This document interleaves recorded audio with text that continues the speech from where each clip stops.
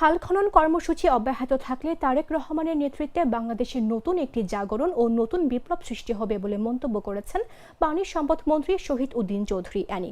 শনিবার দুপুরে লক্ষ্মীপুর সদরের উত্তর জয়পুর ইউনিয়নের খাল খনন কর্মসূচি উদ্বোধন শেষে আয়োজিত সভায় তিনি এ মন্তব্য করেন। যে কর্মসূচিটা আমরা হাতে নিয়েছি এটি যদি অব্যাহত থাকে তাহলে বাংলাদেশে নতুন ভাবে একটা জাগরণ সৃষ্টি হবে, নতুন বিপ্লব, নতুন আন্দোলন তৈরি হবে জনাব তারেক রহমানের নেতৃত্বে। আমরা আশাবাদী ইনশাআল্লাহ।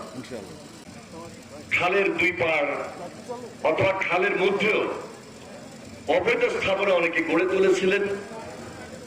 অনেক জায়গায় খাল দখল হয়ে গিয়েছে, কোথাও কোথাও বাড়িঘর হয়েছে, কোথাও কোথাও দোকানপাট হয়েছে এবং শিল্প কলকারখানার পর্যায়ে এমন ভাবে এসেছে আমাদের খাল পুরো বন্ধই হয়ে গেছে।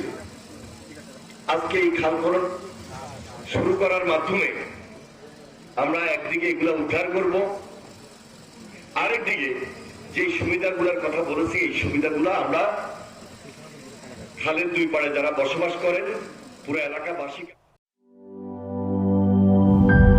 গ্লিটারের টুইন লেমন ও অ্যান্টিব্যাকটেরিয়াল ফর্মুলা বাসনকে চকচকে জীবাণুমুক্ত করে আমাদের দেয় গ্লিটার গ্যারান্টি।